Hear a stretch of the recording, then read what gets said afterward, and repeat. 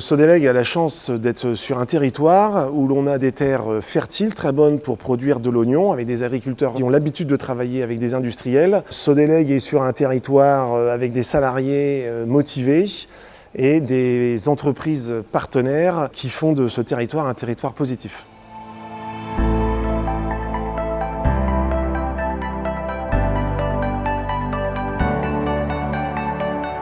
Notre métier à la Sodelec, c'est de déshydrater des oignons frais que l'on a achetés à nos agriculteurs et une fois déshydratés qui seront revendus dans l'industrie agroalimentaire. Donc Sodelec est numéro 1 européen de l'oignon déshydraté. 85 permanents travaillent à la Sodelec. Pendant la campagne, c'est-à-dire du mois d'août au mois de décembre à peu près, pendant qu'on déshydrate vraiment les oignons, on monte à 150 personnes. On collecte à peu près 60-70 000 tonnes d'oignons frais. Une fois déshydratés, il reste entre 10 et 12 000 tonnes d'oignons déshydratés, prêts à partir chez les clients. Notre métier démarre dès la sélection variétale. En fait, on recherche des oignons qui soient riches en matière sèche pour une meilleure efficacité industrielle. On a une équipe de 8 personnes qui travaillent sur la recherche variétale de façon à sélectionner les oignons les plus riches en matière sèche possible. Donc ça, c'est vraiment la première étape de notre activité.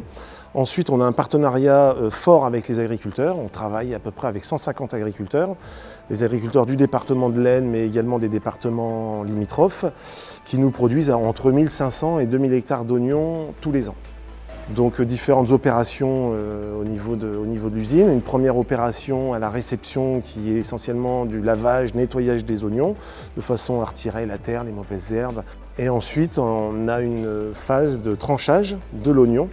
On coupe un oignon comme on peut le faire à la maison, avant d'envoyer les oignons dans des fours pendant à peu près 7 heures. Au bout de 7 heures, les oignons, on va dire, sont stockés dans des grands big bags comme vous pouvez les voir ici autour de nous et sont repris au fur et à mesure des commandes de clients pour en faire des petits morceaux ou bien de la poudre, des morceaux grillés, des morceaux frits en fonction des demandes des clients et des qualités organoleptiques recherchées par les clients. Donc Sodelec est situé sur 2 sites, un site de production à Athis-Soulan et un site de stockage dans la zone du Griffon à Laon.